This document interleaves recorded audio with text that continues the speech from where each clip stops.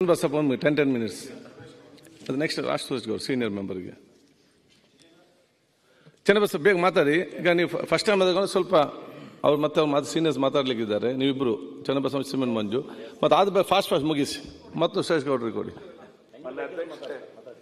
ಮೊನ್ನೆ ಅಧ್ಯಕ್ಷರೇ ಒಂದು ಅಭ್ಯಾಸ ವರ್ಗನೇ ನೀವು ಮಾಡಿದೀರಾ ಅಂತ ಅನ್ಕೊಂಡಿದ್ದೇನೆ ನಾನು. ಏನು ಒಂದು ಅಭ್ಯಾಸ ವರ್ಗ ಕಲಿಕೆಯ ಸಂಗತಿ ಅಂತೇಳಿ ನಾನು ಭಾವಿಸ್ತೇನೆ.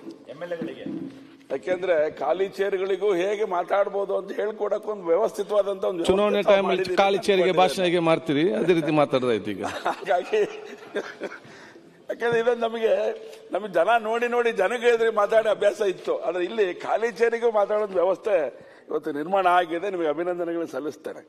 ಮೊನ್ನೆ ಅಧ್ಯಕ್ಷರ ಅವಕಾಶಕ್ಕೆ ಧನ್ಯವಾದಗಳು ಸಮರ್ಪಣೆ ಮಾಡುತ್ತೇನೆ. ಮೊನ್ನೆ ಅಧ್ಯಕ್ಷರೇ, ಕಲಬೇಡ ಕೊಲಬೇಡ, ಹುಸಿಯ ನುಡಿಯಲು ಬೇಡ, ಅನ್ಯರಿಗೆ ಅಸಹ್ಯ ಪಡಬೇಡ, ಇದಿರ ಹಳಿಯಲು ಬೇಡ, ಇದೇ ಅಂತರಂಗ ಶುದ್ಧಿ, ಇದೇ ಬಹಿರಂಗ ಶುದ್ಧಿ ಅನ್ನುವಂಥ ಮಾತನ್ನ ಹಿರಿಯರು ಹೇಳಿದ್ದಾರೆ. ಆದರೆ ರಾಜ್ಯಪಾಲರ ಮೂಲಕ ಈ ಎಲ್ಲ ಸಂಗತಿಗಳನ್ನ ಈ ಸರ್ಕಾರ ಮಾಡಿಸ್ಬಿಟ್ಟಿದೆ. ಯಾವುದನ್ನ ಮಾಡಬಾರದು ಅಂತ ಹೇಳಿದೆ ಅದನ್ನ ಮಾಡಿಸೋವಂಥ ಒಂದು ಪ್ರಕ್ರಿಯೆಗೆ ಇವತ್ತು ಹೋಗಿರುವಂಥದ್ದು ಇದೊಂದು ದುರ್ದೈವದ ಸಂಗತಿ ಅಂತೇಳಿ ನಾನು ಭಾವಿಸ್ತೇನೆ.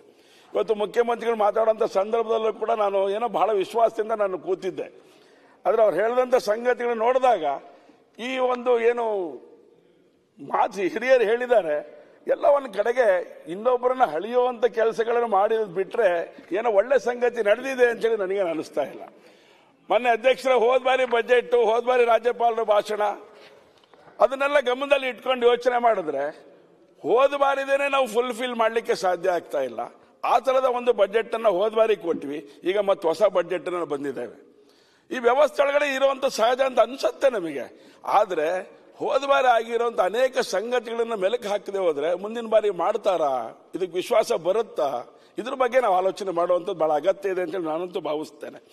ಸೊ ಹಾಗಾಗಿ ಎಲ್ಲೋ ಒಂದ್ ಕಡೆಗೆ ಇಷ್ಟು ವರ್ಷಗಳ ಕಾಲ ನಾನು ನೋಡಿದ್ದೇನೆ ಬಜೆಟ್ ಅಧಿವೇಶನಗಳನ್ನ.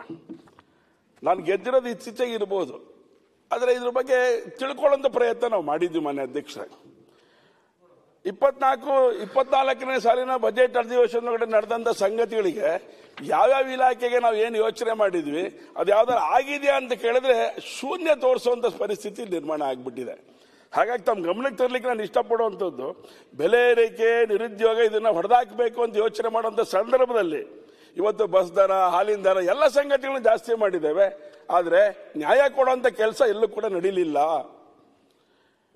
ಇನ್ನೊಂದು ಕರ್ನಾಟಕ ರೈತ ಸಮೃದ್ಧಿ ಯೋಜನೆ ಬಗ್ಗೆ ನಾವು ಹೋದ ಬಾರಿ ಬಜೆಟ್ ಅಧಿವೇಶನದಲ್ಲಿ ಹೇಳಿದ್ದೇವೆ.